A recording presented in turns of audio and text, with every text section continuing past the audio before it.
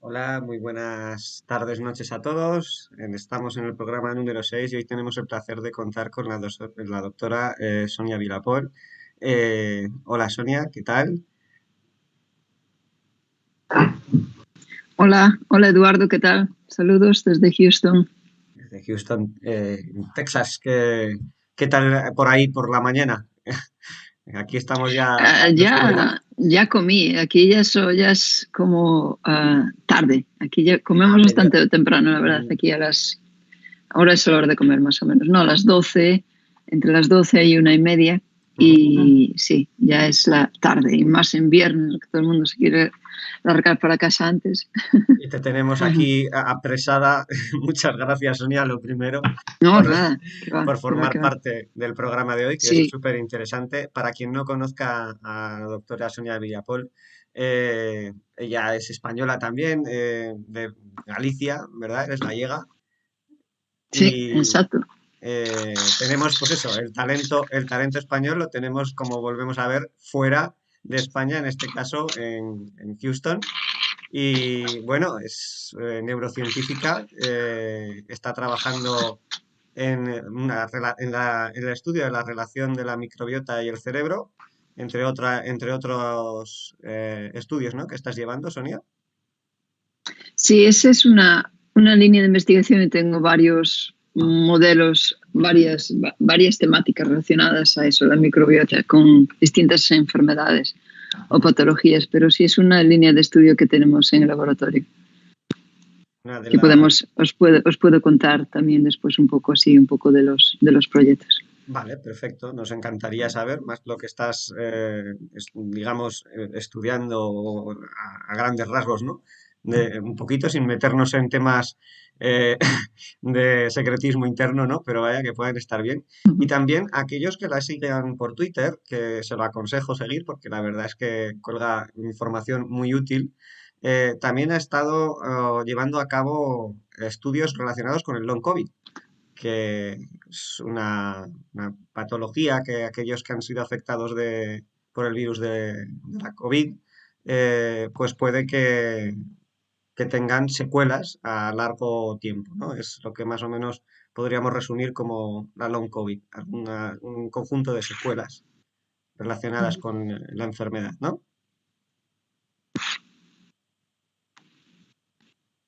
Y nada, pues aquí tenemos también a nuestros compañeros, Óscar y Monse. Hola, Óscar, Monse. Hola, buenas tardes, noches. Buenos Hola, días para buenas Sonia. tardes. Sí, Eso, nuestras buenos días tardes. para Sonia. Y bueno, buenos días, no, ya tardes, como ha dicho, ¿no? Que ya Tardes, sí, han sí, tenido que comer. tardes. Así que buenas tardes, noches. Y lo dicho, vamos a empezar con los turnos de preguntas. Sonia, yo por mi parte, pues ya que me has comentado que tienes varias líneas de investigación, pues oriéntanos un poquito qué es lo que estáis realizando en vuestro laboratorio y, y nada, pues ilústranos un poquito a qué talento tenemos por ahí perdido por Houston y no en España.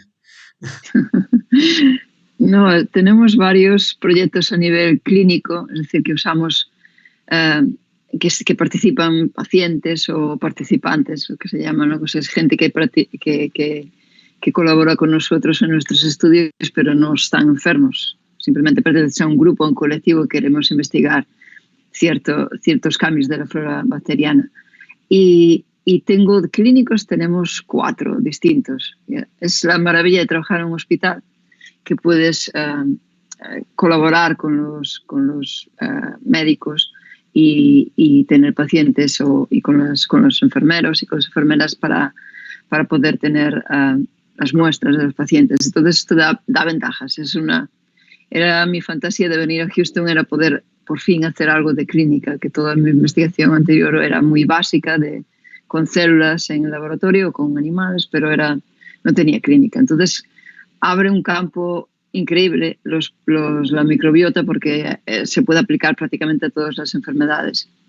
Y mi campo de investigación es daños cerebrales, y por eso tenemos 4 grupos. Tenemos pacientes con stroke, con ictus hemorrágico o ictus isquémico, con ictus, sí, y tenemos pacientes con trauma, daño cerebral traumático, sería una...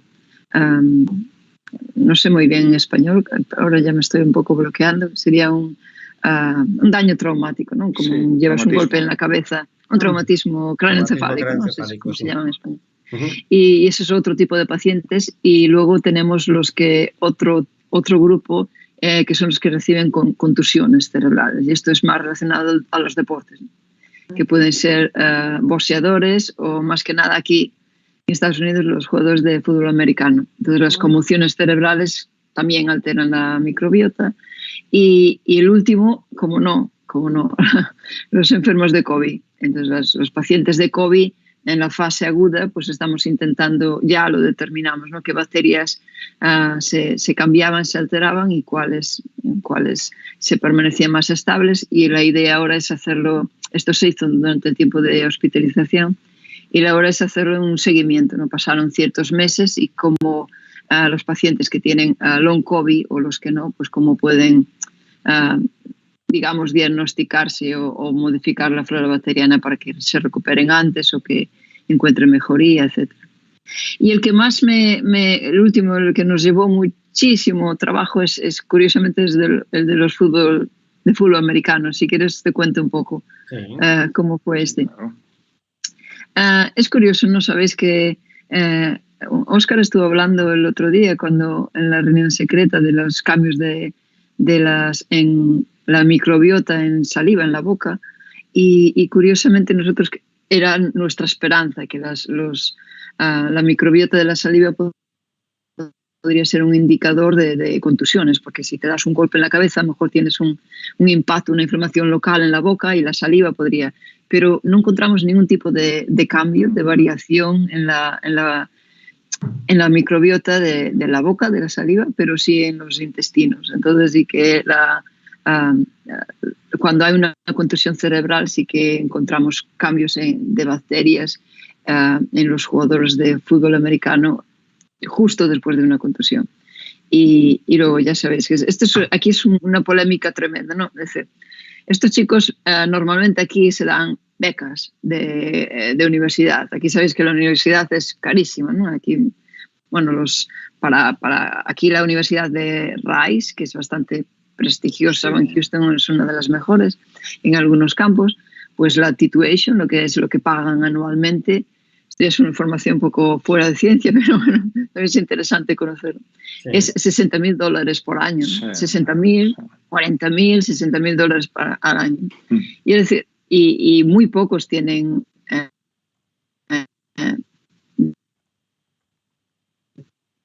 becas que pueden cubrir todo, sí, aparte el piso o la residencia, etcétera. Entonces hay aquí en Estados Unidos algo que no se hace en España o en Europa mucho, se dan muchas becas por deportes, ¿no? Gente que hace deporte, pues, y todo tipo, ¿no? Mujeres, para chicas, para chicos, y el fútbol americano es uno de los deportes que si consigues una beca de universidad para jugar es fundamental, pero también tienen esto muy en cuenta, ¿no? Solo tienen becas a los que sacan buenas notas, es decir, los que veis, la mayoría de los jugadores de fútbol americano en Estados Unidos tienen carreras y fueron muy buenos en las carreras, si no, no les permitían jugar y es como es decir, si no juegas no tienes beca para estudiar, si no sacas buenas notas con la beca te quitan del equipo, ¿no? Entonces es un poco así, pero aquí los miman, los cuidan bastante bien, es decir, que tienen sus horarios, sus entrenadores, todo gratis, obviamente, el año de universidad, los años de universidad que estén, tienen que sacar muy buenas notas, luego la comida, la residencia, todo, etcétera, ¿no? Y son estos nuestros candidatos para nuestro estudio. Qué bueno. ¿Y cómo los convencimos? Porque claro, son bastante. Aquí lo que pasa también, ya sabéis que los jugadores de fútbol americano ganan millonadas, ¿no? Desde 1 billón, es decir, 1.000 millones alguno de estas top stars. Entonces es el sueño de todos estos chicos que entran en college. Y bien, pero hay una regla, como tienen becas, no ganan dinero, no pueden cobrar por jugar, ¿no? Y a pesar de tienen entrenamientos cada día, partidos fines de semana, etcétera. Entonces nosotros ahí vi la posibilidad, porque están muy cuidados y tal, pero no tienen incentivos económicos extra porque no están. Entonces, por participar en este estudio, les pagamos un cheque de 100, más de 100 a $200 por cada vez que participan. Y así nos los ganamos todos, ¿no? Tenemos el equipo entero, suplentes y más, ¿no? Bueno, es una forma de conseguir muestras, ¿no? Vamos a decir. Exacto, A cambio de muestra te doy un pequeño incentivo, ¿no? Es como a los niños, si te portas bien te doy una chuche. Pues bueno, si me dejas una muestra, ¿no? Te doy esto para que te compres tú las chuches. Y no es fácil, porque tienen que venir aquí, las muestras se recogen en el hospital y tienen que hacer escáneres de cabeza. Entonces, el trabajo de contusiones se divide en hacer escáneres de flujo sanguíneo por si hay un tipo de desajuste o bajo riego sanguíneo, digamos, después de una contusión. Y no solo es una contusión, es decir, mucha gente no lo piensa y esto ya se está quitando del fútbol europeo también, ¿no? De lo que se llama aquí el soccer, de los golpes repetitivos, de los cabezazos. Sí, al balón, ¿no? Patadas. Lo que es Exacto, exacto, pero aquí se dan cabezazos, cabeza con cabeza, casco con casco, ¿no? Lo que es el fútbol americano. Es un poco distinto, pero es eso, estos golpes repetidos cada vez que juegan con cabezazos. Eso es terrorífico, es decir, eso es fatal. Aquí lo prohibieron, en muchos estados lo prohibieron en adolescentes y en niños. No pueden golpear a la cabeza bajo ninguna regla de juego. Y en Escocia también hay muchos investigadores de neurotrauma y también consiguieron que las autoridades lo suspendieran. Esto es decir, yo lo veo en los animales, en los ratones que tenemos el modelo de contusiones, y ves como un mínimo golpe en la cabeza te genera una inflamación y el ratón está como... Y luego lo ves a largo plazo, ¿no? Analizas el cerebro de los ratones a 6 meses después, a 1 año después, y sigue esta inflamación crónica y permanente. No se va, no se limpia. A mí me da terror ver niños o niñas, sobre todo aquí hay las chicas del equipo de fútbol, de soccer. Aquí juegan más al fútbol lo que es europeo las chicas que los chicos, no sé por qué. Sí. Y ves, ¿no? que se dan muchos golpes en la cabeza. Y cualquier deporte vale, pero el cerebro no, a cuidarlo, la cabeza no. Y bueno, en fin. Sonia, ¿y qué pasa con...? Perdona, te quería hacer un par de preguntas para hilar un poco el tema. Lo primero, hemos nombrado la microbiota para que aquella gente que no sepa qué es la microbiota exactamente. Y cuando has hablado del tema de que detectas inflamación cuando hay estos golpes, ¿de qué manera detectamos esa inflamación? No es que nosotros tengamos un golpe aquí, no es necesario ver que se inflame nuestra cara, ¿no? Nuestro rostro, sino que detectas inflamación en algún factor, entiendo, ¿no? Dentro de la sangre o... Claro.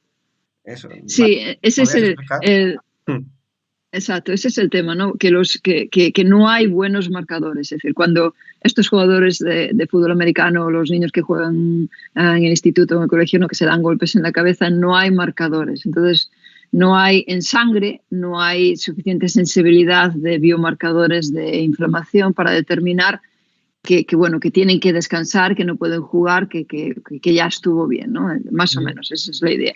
Este es un problema muy grave, ¿no? Porque se extiende a todos los institutos, colegios y luego ya a nivel de universidad. Entonces, ¿qué pensamos nosotros? Que la microbiota podría ser un marcador de esto. ¿Y por qué?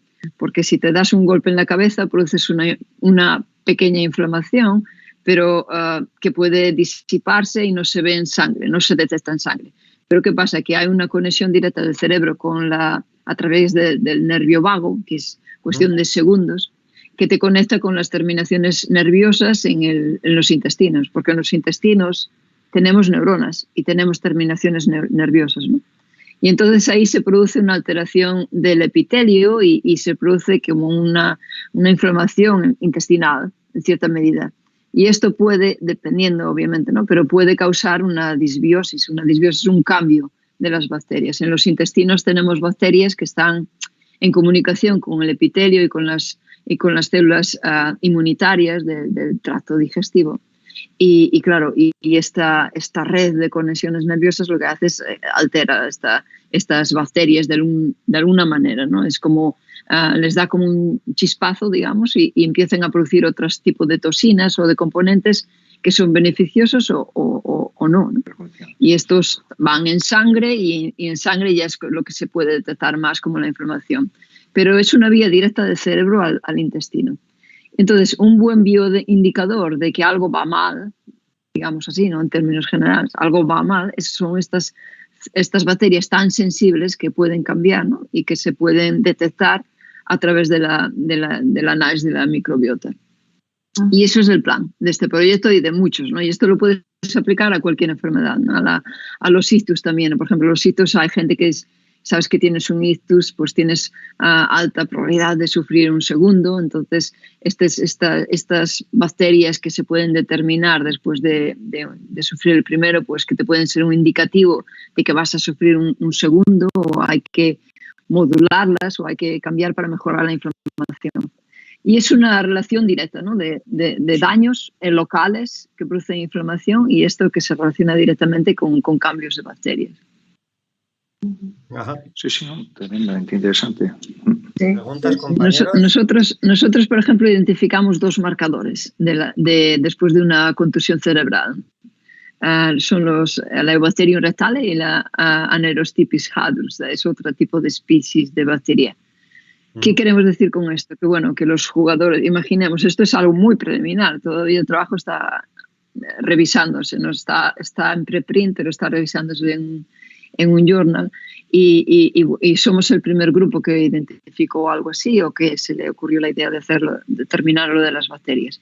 Pero ¿qué significa? Pues que bien, pues imagínate, ¿no? Que el problema que tienen los deportistas cuando se meten caña y entrenan, tienen una lesión y no tienen aparentemente, no tienen ningún tipo de diagnóstico que les diga no puedes jugar, sigue. Entonces ellos siguen y más y más y más. Es lo que les pasa a muchos de estos jugadores de fútbol americano, acaban con 50, 40 años bueno, suicidándose, con depresión, con ansiedad, llevan muchísimos años aguantando y nunca se determinó por diagnóstico que realmente que tenían que parar, que ya llevaron, que eran demasiados los golpes y la inflamación ya se hizo crónica, ¿no? Y entonces este tipo de biomarcadores con las bacterias puede ser un indicativo del diagnóstico o de tratamiento, porque imagínate, estas 2 bacterias que detectamos que bajaban, que desaparecían, pues imagínate, si lo detectas, pues las administras, ¿no? Como un probiótico o un prebiótico.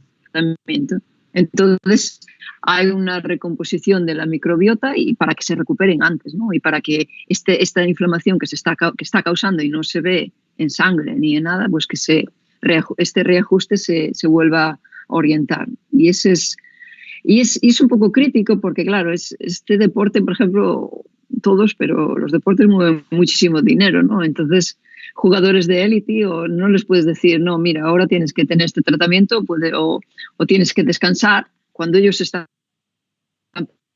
perfectamente bien. Porque estamos hablando a largo plazo, ¿no? Esto lo que estás haciendo ahora te puede provocar una enfermedad seria en 20 años o en 10, ¿no? Sí. Entonces, ¿cómo vas a parar ahora? Entonces, es muy problemático, pero esa es la idea. ¿Sí?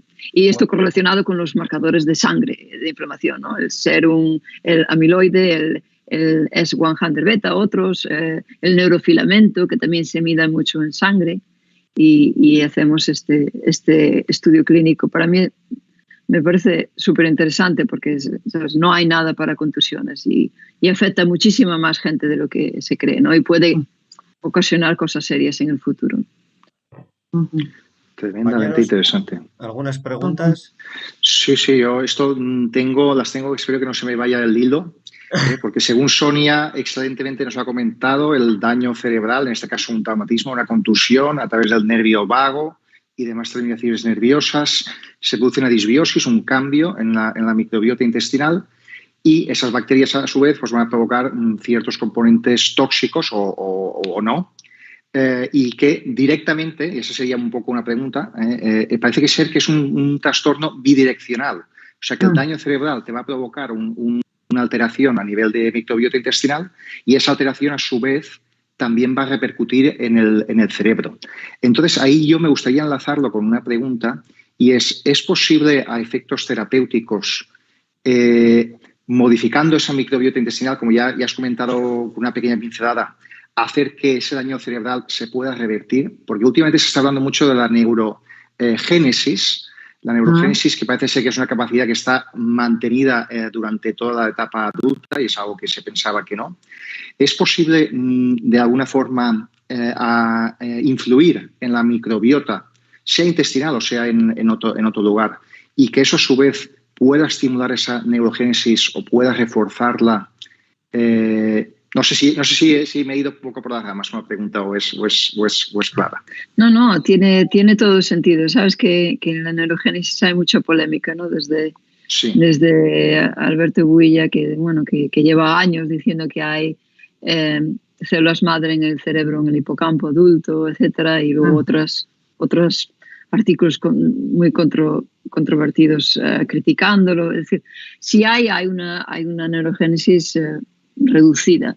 El problema del cerebro, de los tratamientos para el cerebro en general, ¿no? Como neurociencia básica, es eso, que no se dividen las neuronas, ¿no? Se dividen las células gliales, pero las neuronas no tienen esta capacidad tan proliferativa de regenerarse. Entonces, algunas células precursoras sí que lo hacen. Entonces, bien, pues tienes un problema de muerte neuronal, que se nos mueren neuronas miles cada día, ¿no? E incluso si está asociada a una enfermedad, pues también, muchísimo más. Entonces, ¿cómo se recuperarías de muchas de enfermedades, desde Parkinson, Alzheimer, desde ictus?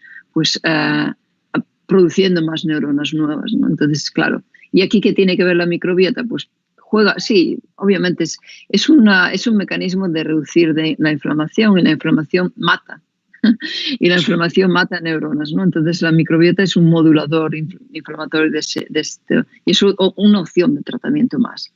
No está obviamente hay que avanzar muchísimo más, y hay que hacerla más dirigida, y hay que saber qué tipo de probióticos son necesarios. Yo diría más, ¿no? Hay que hacer más, hay que hacer una medicina más avanzada, digamos, qué tipo de probióticos que producen, qué tipo de metabolitos, y aplicar estos metabolitos como tratamiento, ¿no? Que sería el principio activo de los probióticos. Eso ya sería ideal. Porque, ¿sabéis? El problema que estamos encontrando en la investigación con microbiota es que no se hacen con su casa las bacterias, que tanto entran como salen. Pocas colonizan el intestino, pocas les gusta y se asientan y se dividen y producen lo que tienen que producir, ¿no? Metabolitos y otros componentes beneficiosos para la salud, y que nos ayudan a recuperarnos, y antiinflamatorios, antioxidantes, etcétera. Neurotransmisores, algunas bacterias producen neurotransmisores que puedes tener una conexión directa con procesos cognitivos, de ansiedad, etcétera. Entonces, yo creo que estamos en una era muy, muy temprana, pero se va a regular todo por la microbiota. La microbiota fue algo completamente ignorado y nunca se prestó atención, y ahora estamos viendo que modulando la microbiota, por ejemplo, en enfermos de cáncer, pues responden mejor a los tratamientos. Es decir, ¿por qué algunas personas responden bien a los tratamientos anticancerígenos y otras no, pues son mejor, pues eso, modularon con la microbiota o con trasplantes fecales o con probióticos, etcétera, y luego responden bien, ¿no?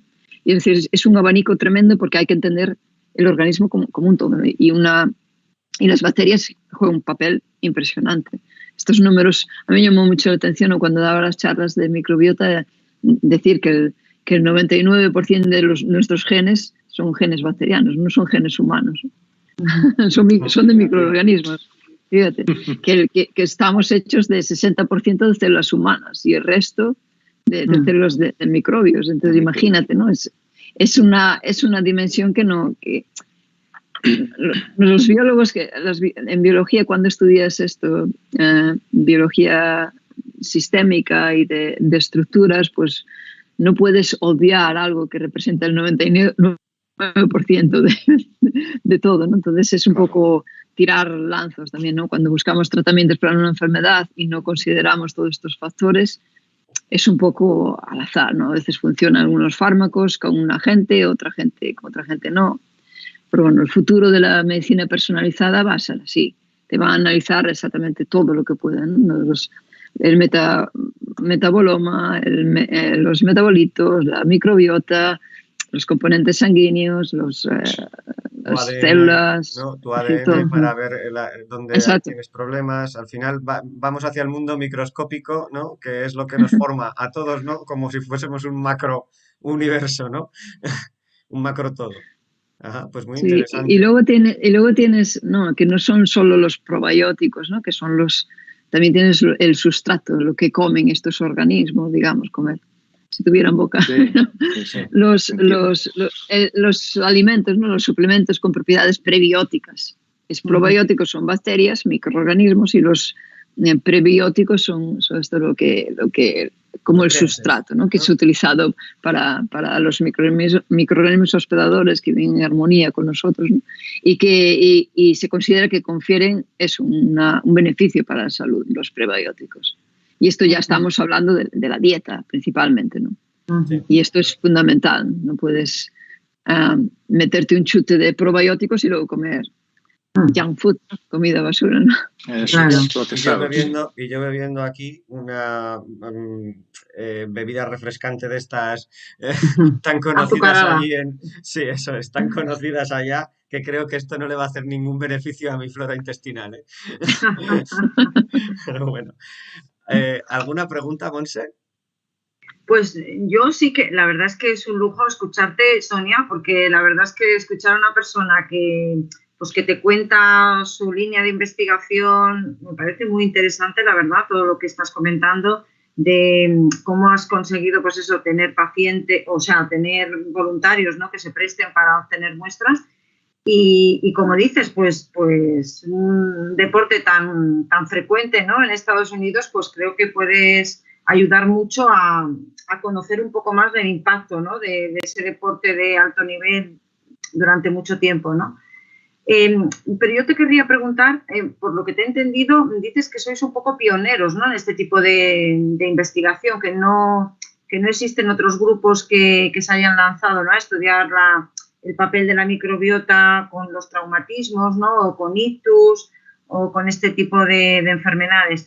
¿Y es así? ¿Lo he entendido bien? ¿Que no existen? Sí, bueno, que yo sepa, nosotros somos los primeros en tener este trabajo después de contusiones cerebrales, ¿no? Y analizarlo desde el punto de vista como identificar biomarcadores de contusiones que son cambios de bacterias. Y bueno, hay otro pequeño estudio aquí, unos colaboradores que tenemos en Galveston, muy cerca aquí en el sur de Texas, y estos lo hicieron en trauma cerebral, siguieron los pacientes que tuvieron un accidente de tráfico, ¿no? Entonces vieron también que a medida que transcurrían los meses su flora cambiaba y intentaban administrar probióticos para recuperar. ¿Y por qué no antes? Porque el boom ahora de los probióticos o de la flora es porque no teníamos las herramientas, ¿no? para mirarlo antes. Antes, bueno, pues te hacía un cultivo y identificabas una o dos bacterias, ¿no? Pero ahora tenemos aquí en mi laboratorio, no sé si lo tengo aquí, si no os lo enseñaba, no tengo allí. hay unos aparatitos que son para secuenciar. Claro. Y los usamos cada día, ¿no? Entonces puedes secuenciar un montón de muestras en 4 horas. Claro. Y esto era ciencia ficción. Antes te llevaba como un mes hacer lo mismo que hacemos nosotros ahora en 4 horas, ¿no? Usando una tecnología de nanopore sequencing y tal. Y luego tienes que tener unas herramientas bioinformáticas para analizarlo. Claro. Y luego tienes que tener es muy complicado trabajar en clínica. Bueno, si haces trabajos de laboratorio súper rápido en comparación. Un trabajo de clínico para empezar y terminar. Bueno, porque claro, tienes que explicar a la gente de qué va, tienes que seguir a los pacientes, participantes, y es muy laborioso. Hay que tener muchas ganas. Bueno, yo a nivel personal, yo no me perdí ningún partido de fútbol. Eso que odiaba el fútbol americano. Ningún tipo de interés, pero claro, tenía que ir a ver a los partidos y anotaba cuando se daban contusiones, y no solo se daban contusiones diagnosticadas, sino cuántos golpes repetidos se daban. Iba yo ahí los sábados y domingos ahí con mi libreta a tomar notas de los partidos. Que odio el fútbol americano, me aburre. Al pero final no, ya te veo con la libreta diciendo, falta árbitro, falta. Sí. ¿No? Bueno, Sonia, yo te quería... Menos mal que... Perdona, te quería preguntar un poquito relacionado con el ictus. ¿Tú crees que realmente entonces una persona... Es que me interesa mucho a nivel familiar este tema. Porque mi padre ha padecido un ictus, afortunadamente no le han quedado muchas secuelas, pero lo que te quiero preguntar es si realmente regulando esa microbiota y teniendo una dieta saludable y rica en probióticos, como dices tú, ¿no? Para intentar, pues que esa microbiota sea diversa, ¿no? Y sea rica. ¿Tú crees que eso puede protegerle de cara a sufrir un posible segundo ictus?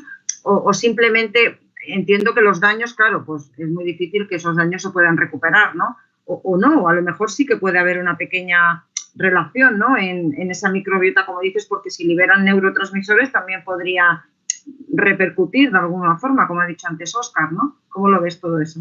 Sí, esa es mi hipótesis de trabajo, que lo estamos haciendo en ratones. Uh-huh. Y aparte, curiosamente, hay mucha diferencia de género, ¿no? Las hembras y los machos se comportan distinto dependiendo qué bacterias pueden tener, ¿no? Y eso es muy importante y no se tiene mucho en consideración. Se hacen medicamentos genéricos, hombres, mujeres, da igual la edad, pero eso va a tener que cambiar porque estamos encontrando muchas diferencias. Algunas bacterias funcionan más en las hembras y otras más en los machos, y los tiempos de inflamación son distintos, es decir, es muy distinto, ¿no? Entonces, para empezar, no hay buenos fármacos para ictus, porque, a no ser que se apliquen directamente después de ocurrir en estas 5 o 6 horas después, ¿no? Que puede funcionar, o si no puedes tener, depende también del ictus, ¿no? Si es disquemia, que hay muerte neuronal, y si es un ictus hemorrágico, que tuviste un derrame, pues se puede operar, se puede recuperar un poco mejor, son más raros. Habría que mirar un poco los casos, pero sí es cierto que hay mayor riesgo de sufrir otro ictus si ya lo has padecido. Eso es una realidad, ¿no? Entonces, ¿qué pasa aquí? ¿Cuál es la causa del ictus? Difícil de determinar. Obviamente el estrés, la alimentación, factores genéticos, un mundo de cosas.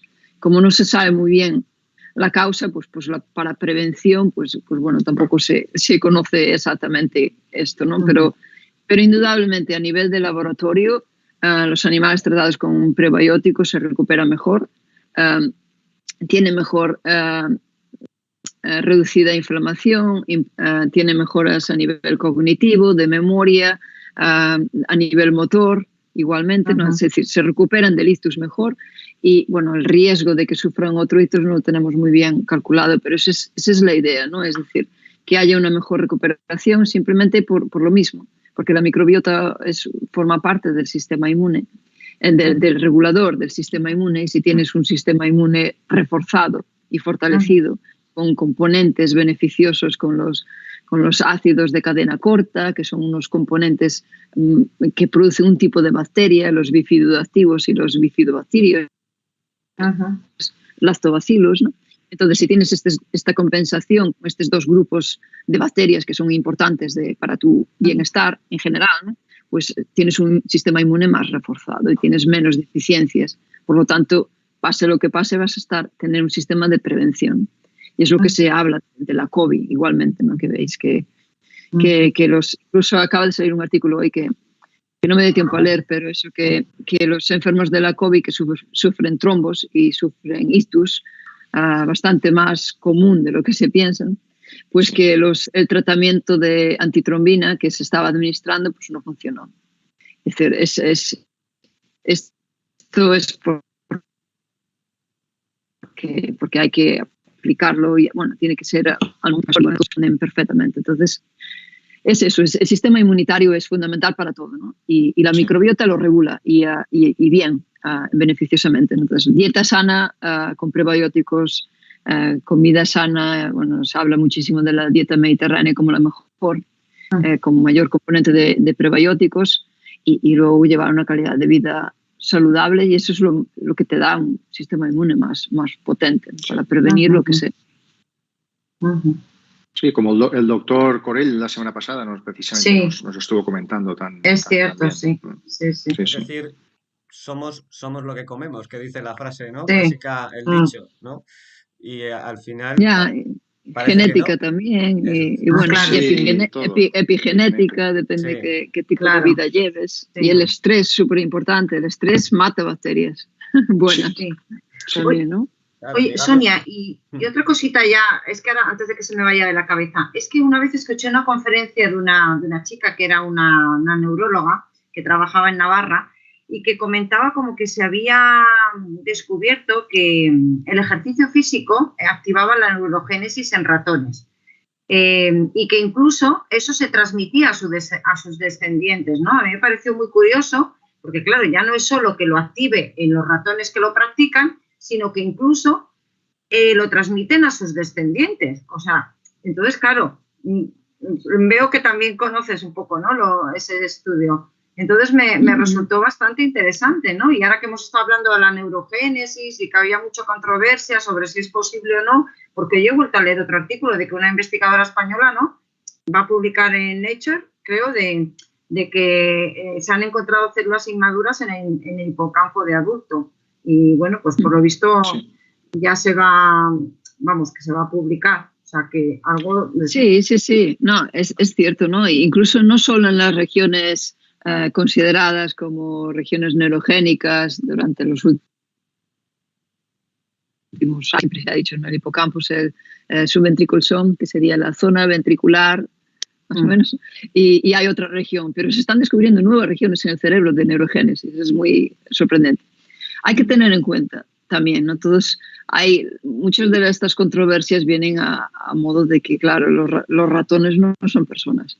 Claro. Y hay un gap bastante grande, ¿no? Entonces, muchas cosas que se descubren, la investigación preclínica se llama preclínica porque está hecha en ratones antes de pasar a humanos, en ratones, ratas, roedores, etcétera, pues tiene solo un 90% de probabilidades, o solo un 10% de probabilidades o menos de que alguna de estas investigaciones que son muy buenas en animales se llegue a tener un beneficio para la gente, ¿no? Entonces, hay un salto, ¿no? Está muy bien. Yo muchas veces leo titulares, no sé si os acordáis de la Imbersina, que este fármaco anti-COVID, esto fue tremendo, ¿no? Sí. Al principio de la pandemia, que decían que apareció un fármaco que en 48 horas te sana de la COVID.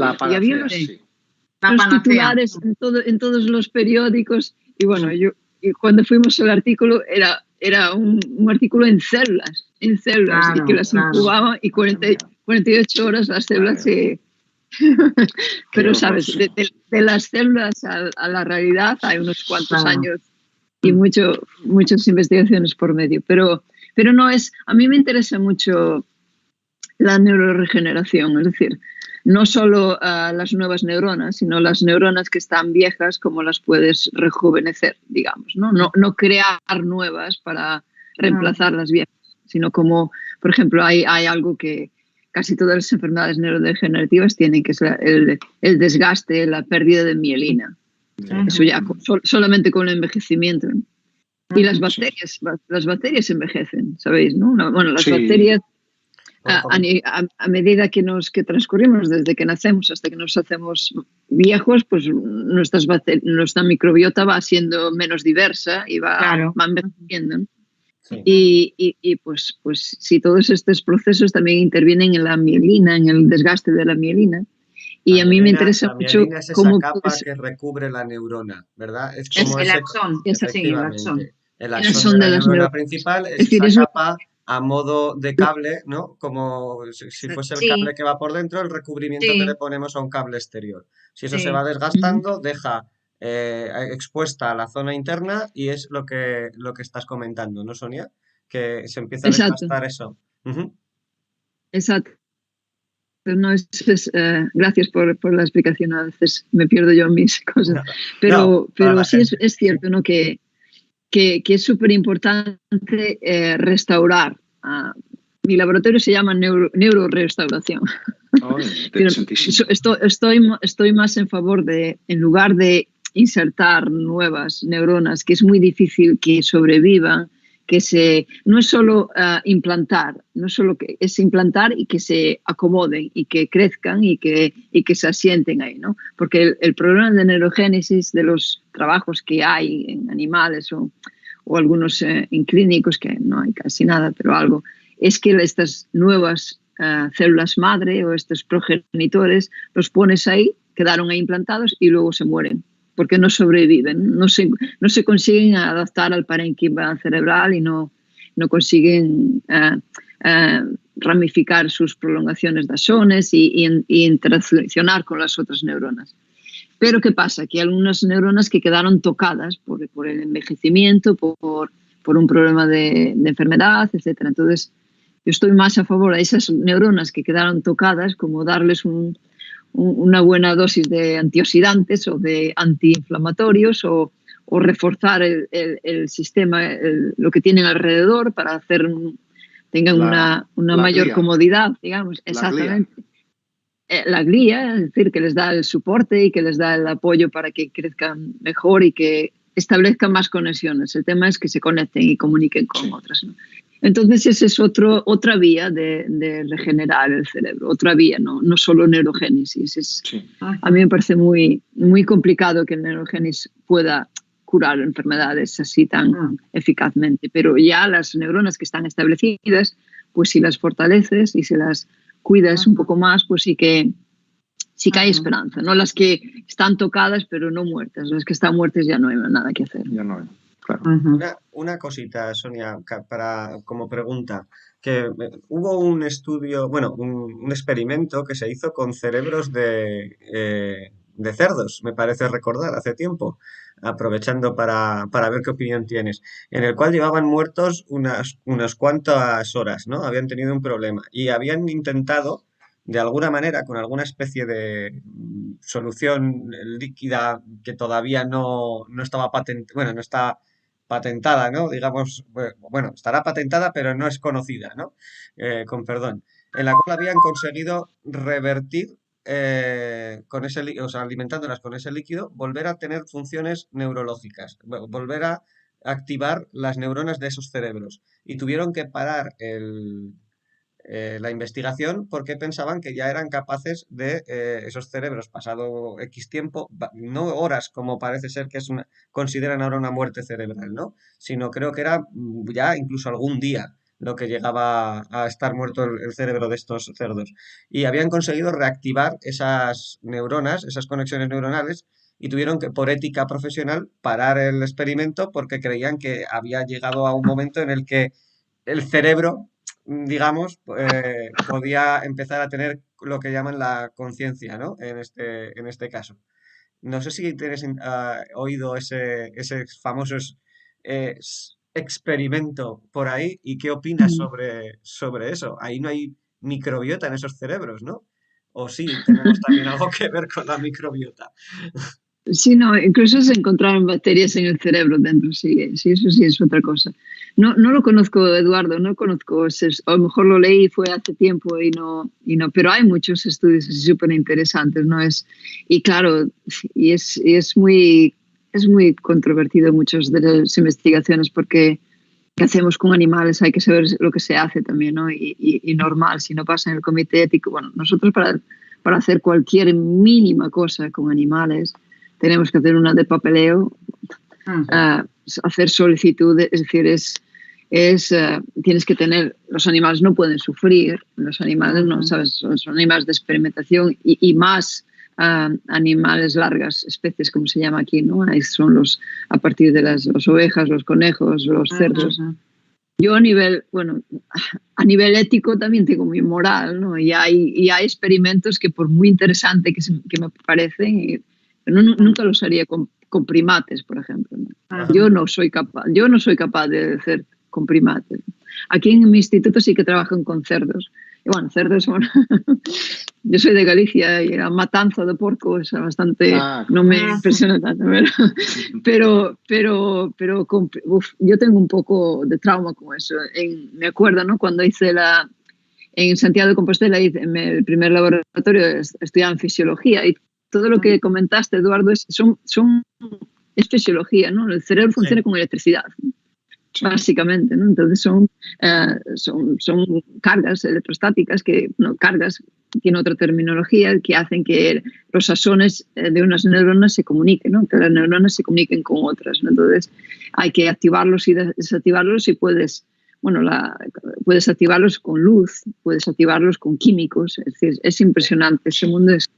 yo tengo un proyecto, un mini proyecto también con esto, me parece espectacular, pero lo que es a nivel ético, claro, es esto, lo que comentaba. Yo cuando empecé en mi primer laboratorio, me acuerdo, ¿no? Que algunas chicas, compañeras estudiantes de doctorado, que trabajaban en fisiología, tenía cada una para su tesis su mono.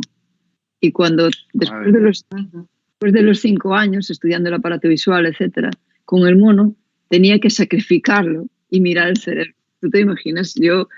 Bueno... Es decir, no, yo no sería capaz, mi sensibilidad no da para...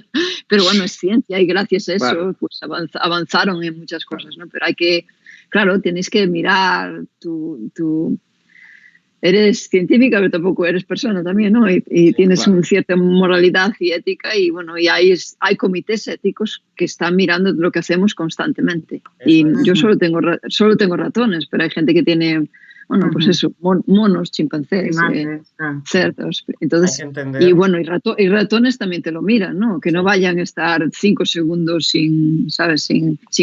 con la anestesia baja, porque van a por mí y me cierran el laboratorio, ¿no? Así, me cierran el protocolo. Sí, entonces, eso la gente tiene que saberlo. Y bueno, que todo está controlado para que no haya sufrimiento y que se pueda experimentar con animales. ¿Y por qué con animales? Pues porque no hay otra solución. A mí alguien que me diga cómo se puede descubrir un fármaco para personas o que tenga un impacto en la humanidad, en la sociedad, si no es así.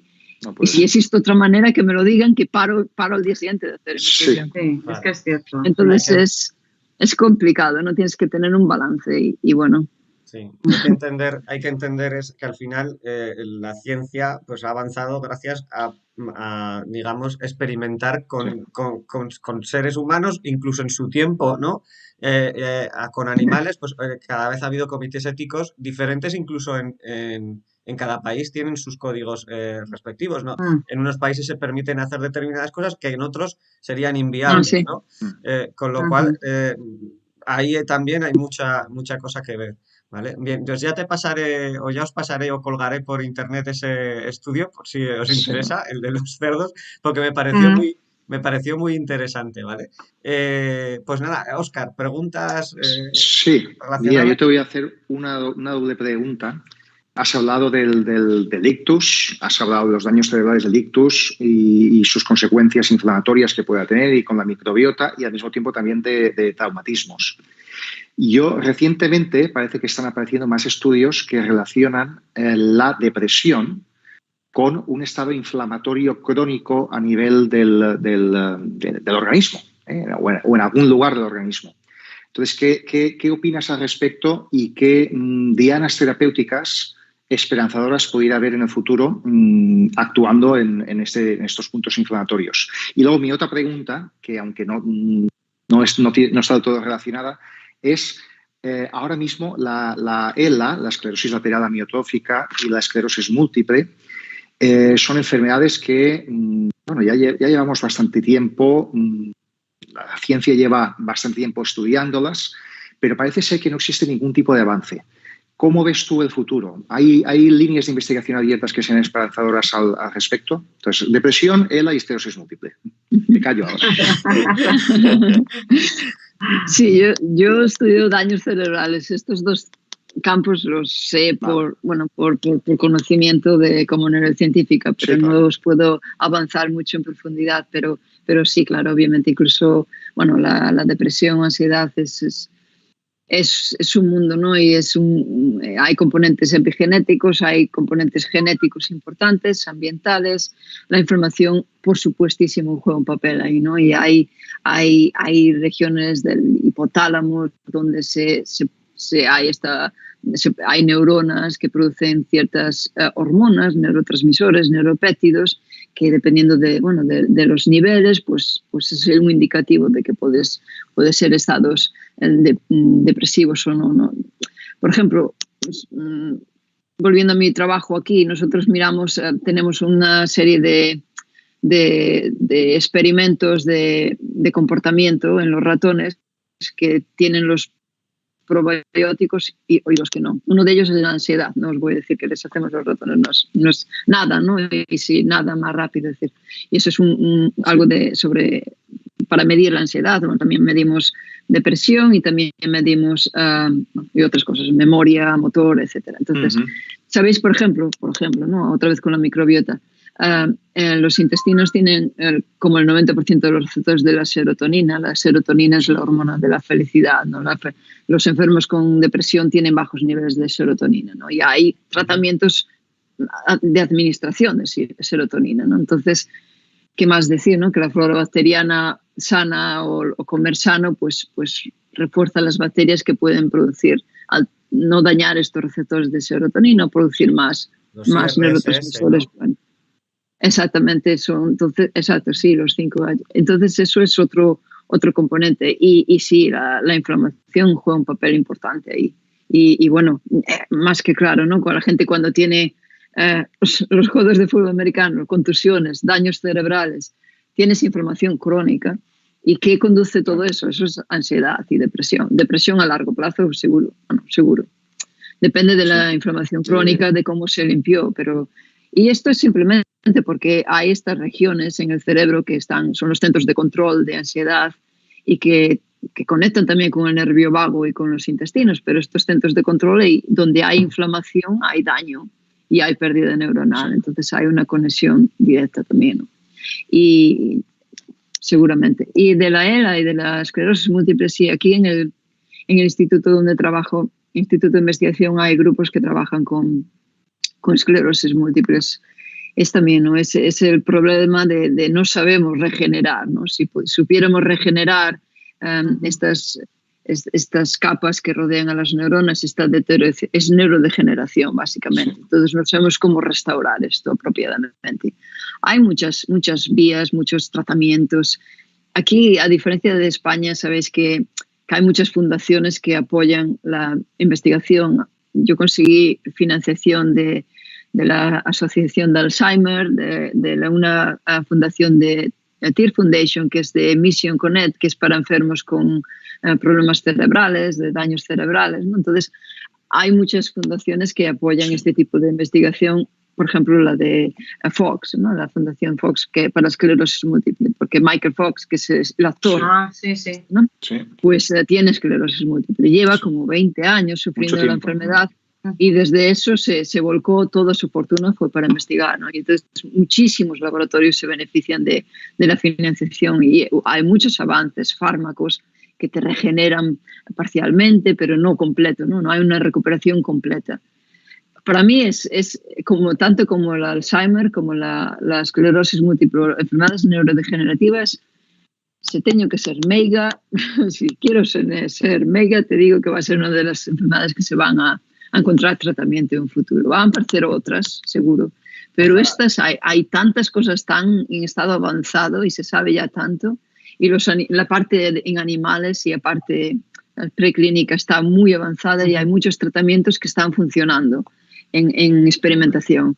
Entonces yo creo que estas sí que les veo un futuro vamos, que no puede ser tan difícil. Las lagartijas se regeneran, ¿no? Es decir, hay que buscar cómo, hay unas soluciones. ¿No? Los axolotes mexicanos, ¿no? Que también tienen la propiedad de regenerarse.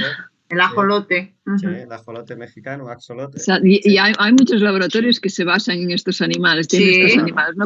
Para entender los mecanismos de cómo realmente los utilizan. Solo tenemos que descifrarlos y aplicarlos a las enfermedades. Qué pena que en el proceso de diferenciación, ¿verdad?, hayamos perdido la capacidad de regeneración. Es lo que tiene. Sí, exacto. Algunos saldrían con 4 brazos también. Eso es, vamos a tener de cada una cosa, ¿no? Aprovechando el tema que ha sacado Óscar de la ELA, por ejemplo, voy a comentar que hay una persona en Twitter muy activa luchando por el tema de la ELA, que se llama Jordi Martí. Pons. No, Sabaté, Jordi Sabaté Pons, que a todo el que vea el programa y quiera, digamos, apoyar su iniciativa, está bastante bien. Hace entrevistas a ciertos personajes de interés, ¿no? Conocidos a través de sus ojos, porque ya llega un momento en el que la enfermedad no le deja poder hablar y está con traqueotomía y en otra serie de tratamientos. Y él está luchando pues porque haya más líneas de investigación, entre otras cosas, ¿no? Que creo que es lo que verdaderamente pues, se necesita. La ciencia, si no tenemos inversiones de fuera ni dinero para poder llevarla a cabo... Exacto, todo, y mira, es que es un fallo también creo que no, que sabes que eso que se debería de aprender un poco de Estados Unidos en aceptar dinero de empresas, mecenatos de empresas, porque es que la ciencia no puede sobrevivir solo con dinero público, no llega, no hay manera, ¿no? Y aquí yo tengo financiación pública de los Institutos Nacionales de Salud, que es como financiación pública, pero no me llegaría para mantener el laboratorio, hay que pagar a gente, es decir, tienes que tener, yo tengo de fundaciones privadas que mandas tu solicitud con tu idea y hay gente que da dinero a estas fundaciones, ¿no? Que quiere, y esto en España no está muy bien entendido y piensan que o es para evadir impuestos o es para... pero es bienvenida la evasión, si es a costa de financiar proyectos. Yo lo tengo claro. ¿Qué financias? ¿Un laboratorio o te compras un yate? Pues eso bueno, es. financias un laboratorio. Y lo que es cierto es que debe haber... es algo cultural, ¿no? Creo que es algo cultural. En Francia es igual que aquí, hay mucha financiación privada en Francia también. Yo estuve trabajando en Francia 4 años y también, y bueno, pero es que en España es algo muy bloqueado y eso limita mucho para mantener los laboratorios, ¿no? Porque solo te tienes que esperar a que salgan las financiaciones de investigación públicas del Ministerio de las Comunidades de Europa y hay poco... O lo que hay privados son nada, ¿no? Aquí ya nos metemos en temas hasta políticos, ¿no? De interés, porque, por ejemplo, ya estamos hablando de cuando hay hasta donaciones por ejemplo, a Mancio Ortega, ¿no? Que dona cada cierto tiempo cosas para material e investigación médica, ¿no? Sí, aparatos, sí. Eso es. Y ya hay gente que lo utiliza para sus intereses políticos. Aquí no, aquí les ponen plazas y aquí les ponen su foto en grande en los edificios, ¿no? Estos señores pues financiaron este centro de investigación, ¿no? Incluso los centros de investigación aquí se llevan los nombres de la gente que dio dinero para pagar los laboratorios. Aquí dan, $2 millones, 4 o 5 y luego le ponen una plaquita y su nombre ahí para siempre, ¿no? Y bueno, pues es de agradecer, cae dinero así y es necesario, ¿no? Y todos los fondos vengan de donde vengan y pues mira, pues hay gente que luego si lo utiliza con fines que se puede beneficiar, bueno, pues es su problema. El nuestro es recoger el dinero que podamos para avanzar en nuestra investigación. Efectivamente. Antes de entrar en el long COVID para que la gente lo conozca, Montse, ¿tienes alguna pregunta sobre este último tema que estamos hablando?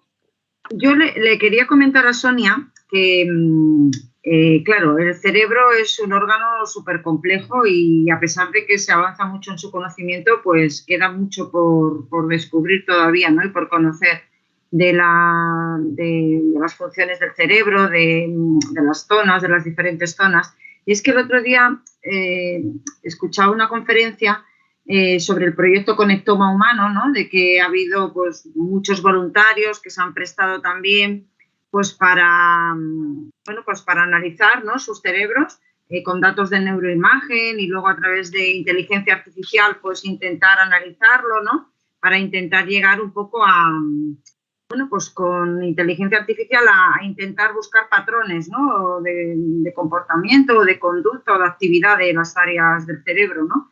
Y claro, por lo visto se ha descubierto, si antes se conocían 80 áreas, pues ahora hay más del doble, 180 o algo así, ¿no? Por lo visto. Y claro, digamos que aquí el reto es conocer, ¿no? Para qué sirven cada una de esas áreas, que supongo que se conoce una mínima parte todavía. Y claro, a mí me parece que es uno de los retos del futuro, ¿no? El cerebro, porque me parece que tiene tantísimas aristas, ¿no? Para todo el tema de neurodegenerativas, enfermedades, para ver cómo aprendemos en el tema de educación, por ejemplo, me parece súper interesante también, que yo creo que nos podríamos beneficiar también para todo este tema de TDAH, autismo, todo este tipo de enfermedades también con trastornos neurológicos, ¿no? Entonces, me parece un tema apasionante, pero claro, a la vez muy complejo, ¿no? Por lo que tú decías también, ¿cómo investigamos con cerebro humano? Es que ahí no sirven ratones, porque claro, como tú muy bien has dicho, los ratones y los seres humanos, pues somos muy parecidos, pero también somos diferentes, ¿no? Y entonces, claro, es muy complejo poder conocer, ¿no? Si no es a través de estos voluntarios, como en el proyecto Conectoma Humano, ¿no? Y con datos así. Entonces, ¿qué te parece, Sonia? ¿Crees que más bien pronto que tarde conoceremos todo lo que podamos del cerebro o crees que tardaremos todavía en avanzar sobre el conocimiento del cerebro humano? Pues que deja que tardemos, si no me va a quedar trabajo a mí. Es verdad, es verdad. Así, todo hecho y luego yo qué hago. No, di que sí. No, pero es cierto, ¿no? Y esto, ¿sabes? Es por las nuevas tecnologías, es decir, todo avanza a un ritmo, ¿no? La bioingeniería avanzó muchísimo, la óptica, toda la física, es decir, y todo esto lo que hace es que te genera nuevas herramientas para observar y para observar también el cerebro, ¿no? Entonces, tenemos las imágenes de resonancia estándares que año a año evolucionan y cambian. Ahora, nosotros aquí en el centro acabamos de instalar el 7 Telsa, que es para resonancias. Bueno, no quiero ni pensar en el precio, es, no sé, millones, es decir, carísimo, ¿no? Y es un aparato que te da más sensibilidad a la hora de hacer escáneres del cerebro, ¿no? Entonces, ¿esto qué significa? Pues que puedes ver mejor. Y si puedes ver mejor a través del cerebro y detectar lo que sea, pues es un método de diagnóstico y también puedes utilizarlo como método de tratamiento en el futuro, usando, por ejemplo, lo que hacemos con los ratones, ¿no? Optogenética, que puedes cambiar genes utilizando la luz, y esto es en personas vivas. O ya no digamos usar la CRISPR, tecnología de CRISPR, que puedes editar los genes en personas y genes de enfermedades neurodegenerativas que afecten al cerebro.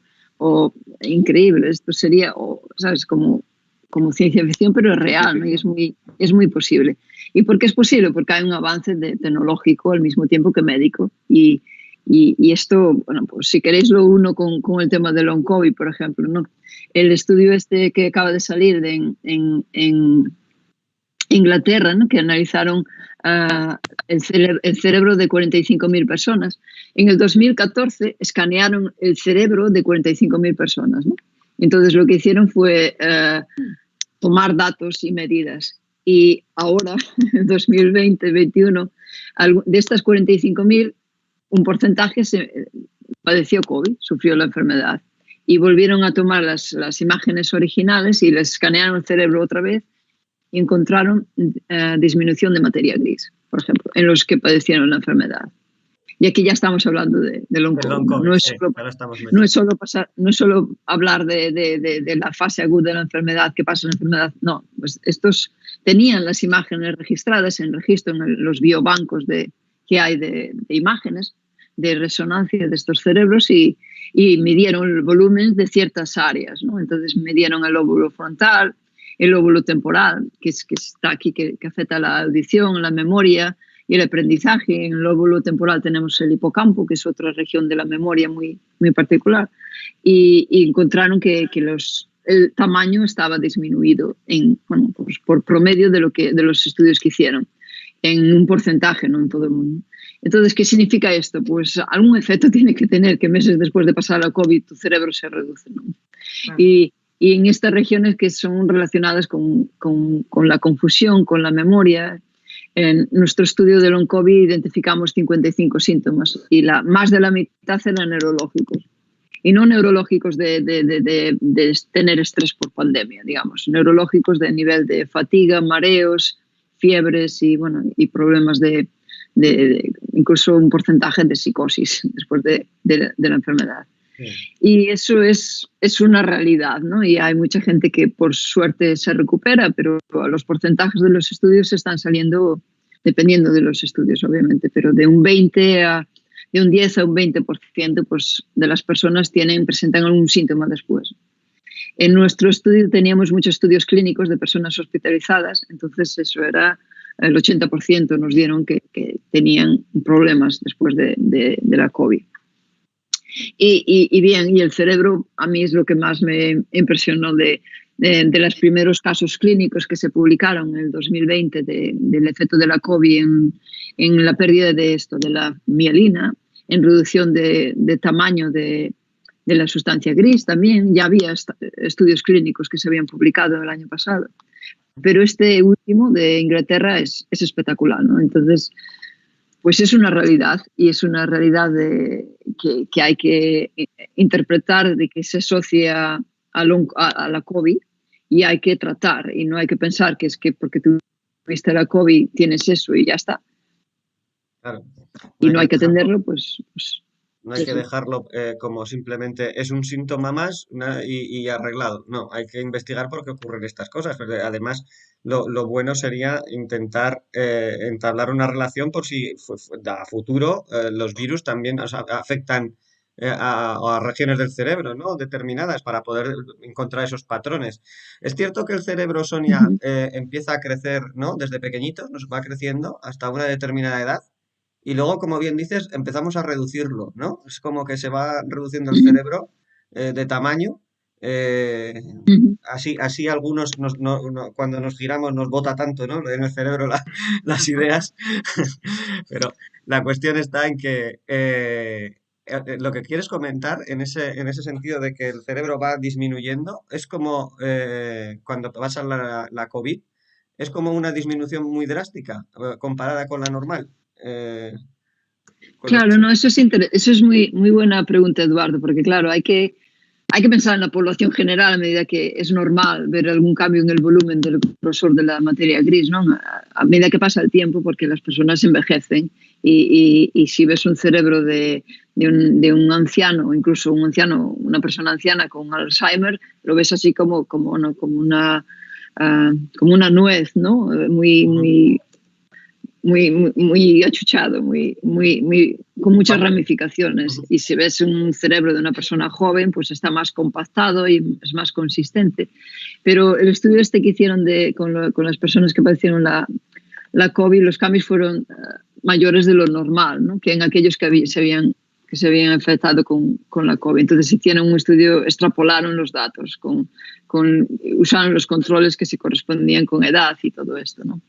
Y bueno, pues no sé qué significa, puede que bien que no signifique mucha cosa y que no tengan un tipo de repercusión y que sean estados por ejemplo, durante el embarazo también hay cambios de volumen en ciertas áreas del cerebro que luego se restauran, por ejemplo, ¿no? Y bueno, pues pueden ser, no se sabe exactamente cómo, pero bueno, está bien identificarlo y detectarlo.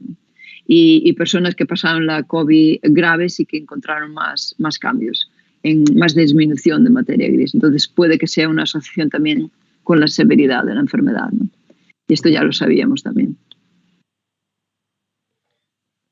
¿Preguntas, Óscar? Sí, mira, yo le voy a hacer a Sonia una pregunta, porque Sonia ha comentado antes, hace un rato, el cerebro, pues todos son actividad eléctrica, es básicamente actividad eléctrica. ¿Qué hay de ciencia ficción y qué hay de realidad en la posibilidad de, en el futuro, poder leer el pensamiento?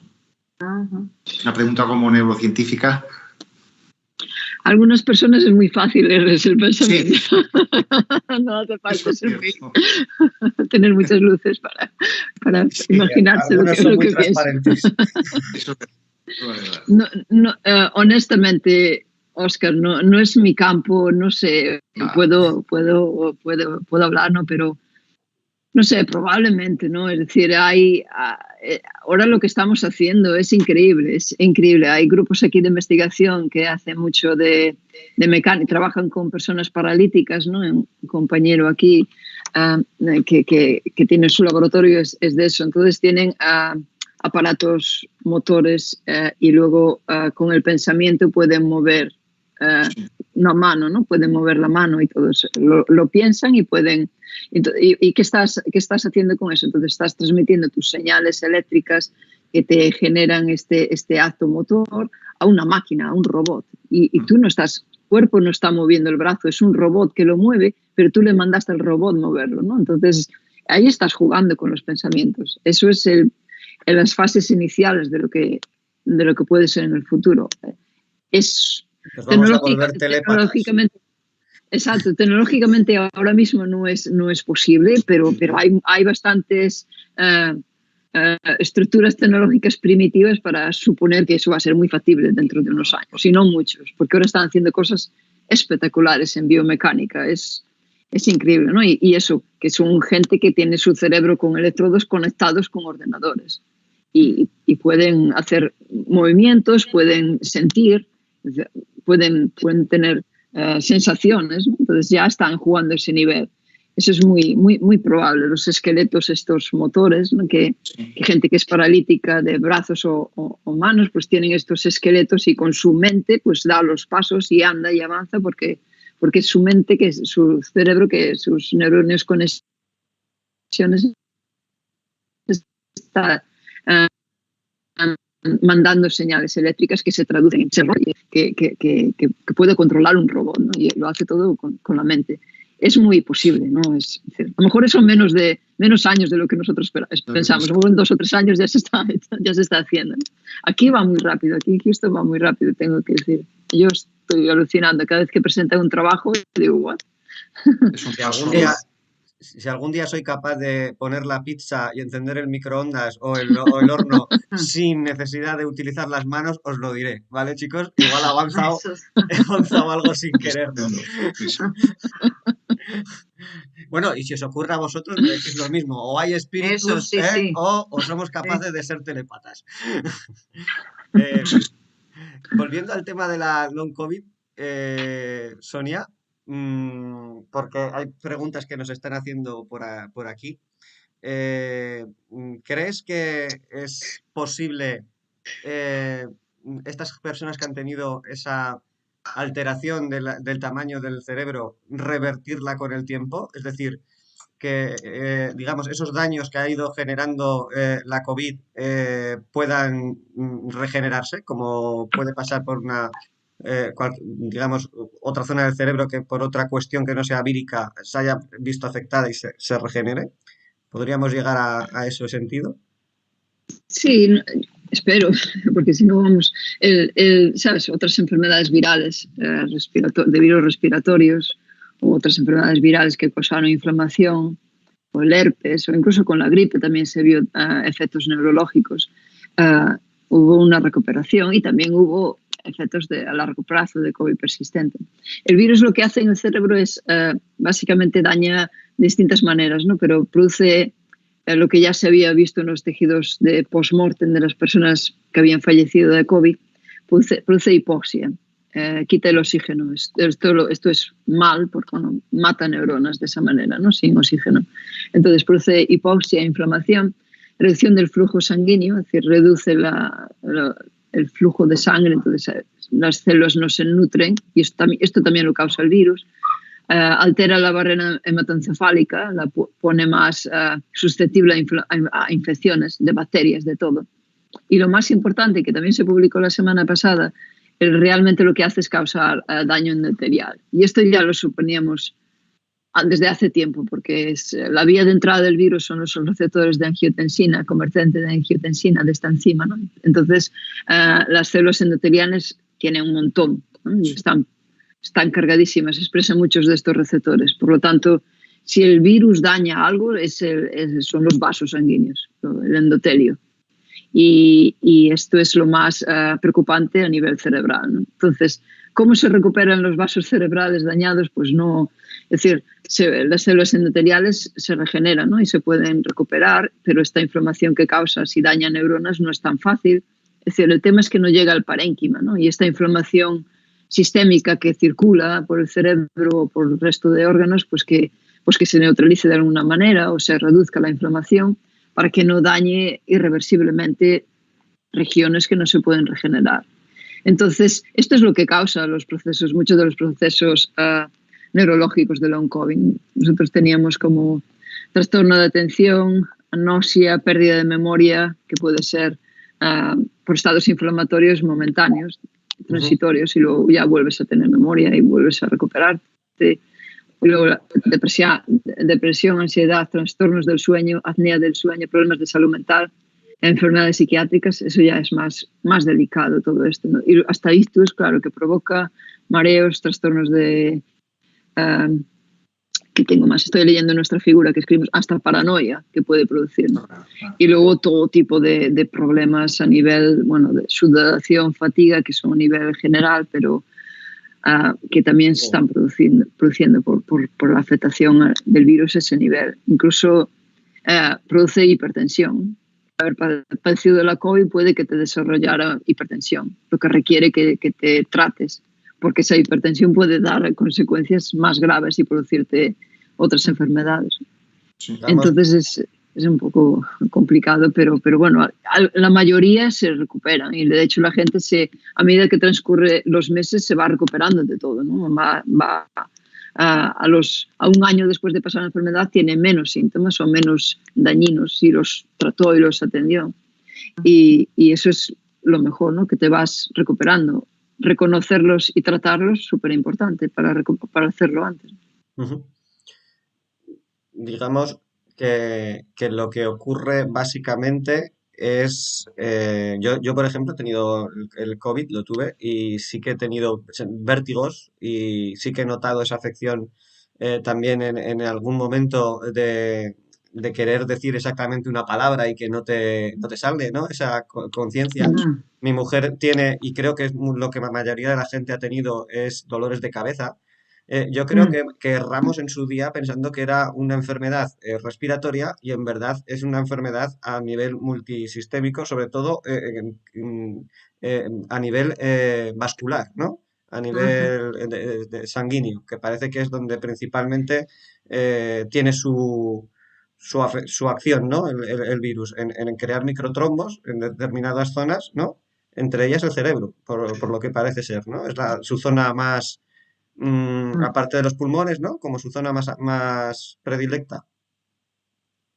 No sé si es así o no. Sí, no, totalmente. Y precisamente por eso, por la acumulación de los receptores estos de entrada del virus, que se acumulan más en ciertos tejidos o órganos que en otros. En los intestinos hay un montón. Y es como el reservorio viral, ¿no? Que se quedan ahí incrustados los restos del SARS-CoV-2 y produce inflamación crónica en los intestinos que imagínate ya lo que tiene que ver, ¿no? Afecta a la microbiota, afecta a la inflamación general y luego eso a nivel de cardiovascular miocarditis es muy importante. Es 1% de los pacientes tienen miocarditis. Incluso gente que pasó la enfermedad leve o sintomáticos, Sí. ¿no?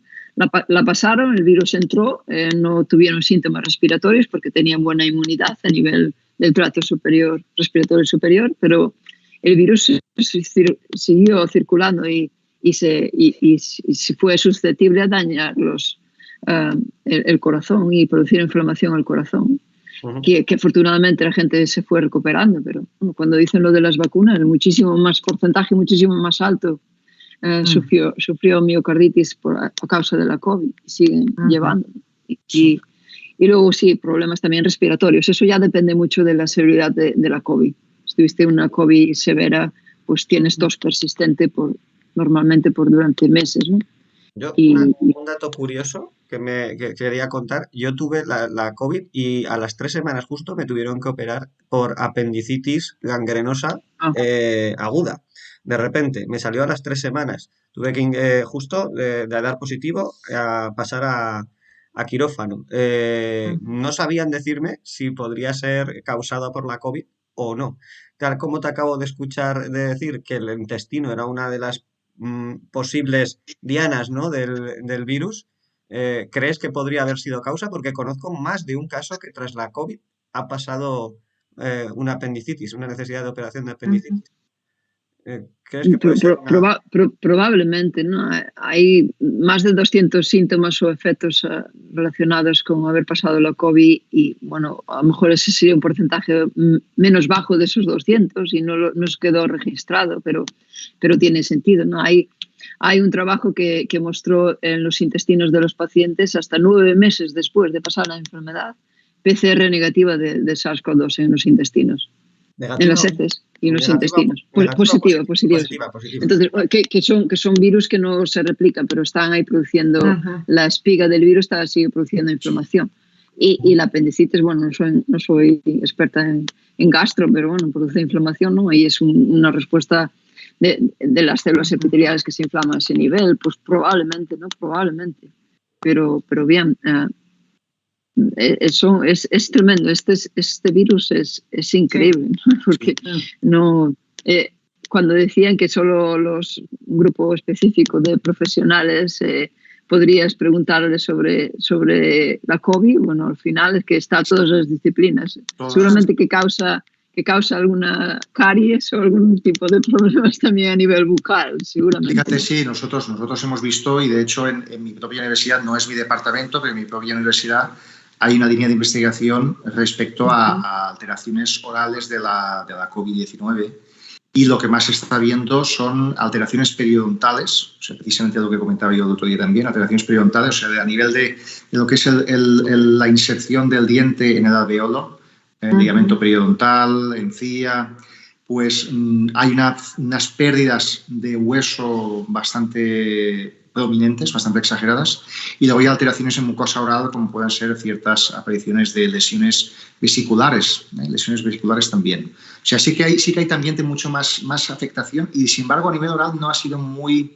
La incidencia, están mirándolo, el número de casos que hay, pero no ha sido muy transmitido a través de prensa generalista, tanto como otro tipo de manifestaciones. Y algunas pueden ser muy agresivas, como puede ser pues, una persona llevarle a perder prácticamente todos los dientes en poquísimo tiempo. Pero sí, a nivel oral también, y a nivel de la mucosa oral, hay una gran expresión, a nivel de glándulas salivales, una gran expresión de AC2, de los receptores AC2, que son los que usa el SARS-CoV-2 para entrar.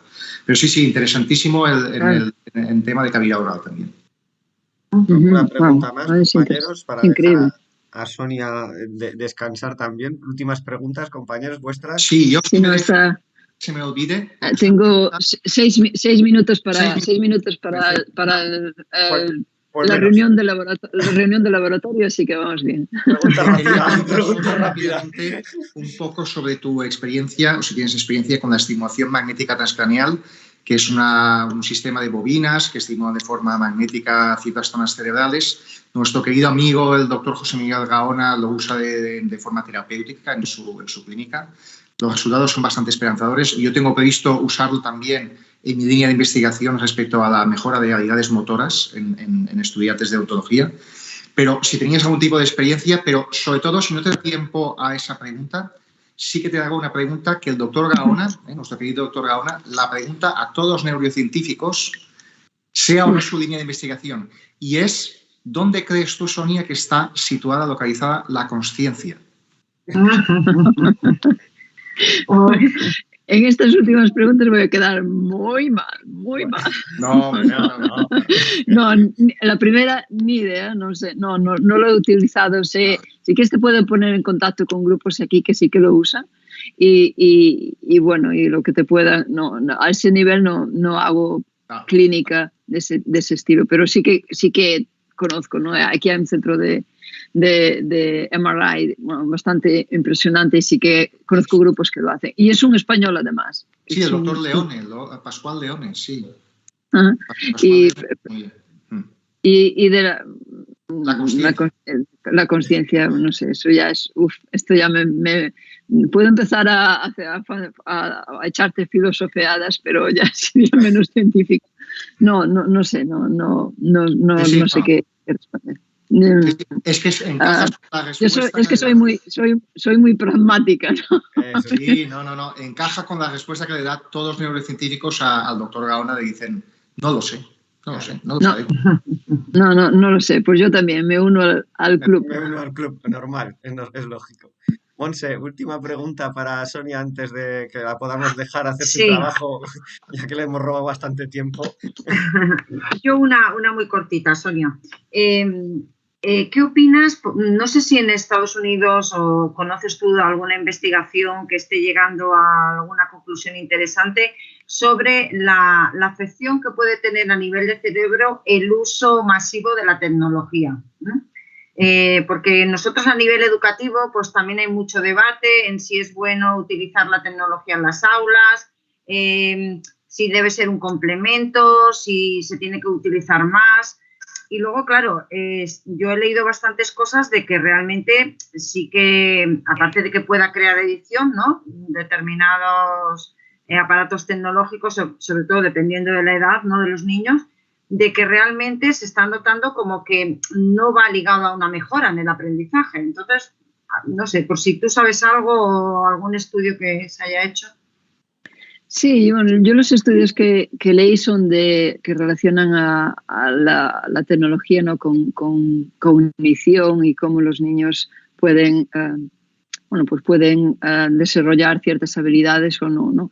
Y es que eso es como una herramienta más, ¿no? Y hasta ahora se ha visto que no es, obviamente todo depende del uso y cómo se utiliza la herramienta, ¿no? Pero por los estudios que encontré, por ejemplo, me acuerdo ahora de uno de videojuegos, pues era muy beneficioso que los niños jugaran determinado videojuego para mejorar sus capacidades cognitivas y pensaban más rápido en otras tareas, ¿no?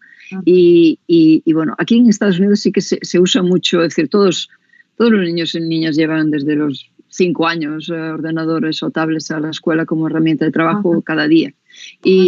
Y bien, hay que valorar las habilidades, lo que te puede favorecer a nivel pedagógico, en qué tipo a nivel cognitivo no es contraproducente.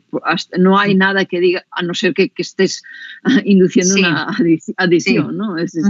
Sí, también hay estudios de adicción a la tecnología, obviamente, ¿no? Y a videojuegos y todo esto, pero a nivel de desarrollar nuevas habilidades cognitivas mentales, de procesamiento, de interpretación, de conceptos, era beneficioso. La tecnología, si se usa en ese aspecto, es beneficioso. Como herramienta pedagógica dependerá un poco del profesional, ¿no? Del profesor, cómo la utiliza, ¿no? Y cómo la transmite. Eso ya depende, a lo mejor algunas son completamente inútiles y no hacen más que interrumpir el proceso educativo, pedagógico, y otras herramientas, si las sabes utilizar bien, pues puedes llegar que el alumno avance más, ¿no? Y eso ya es un poco más a nivel pedagógico. A nivel neurocognitivo no hay nada malo en ese aspecto, a no ser que sea adictivo, obviamente, ¿no?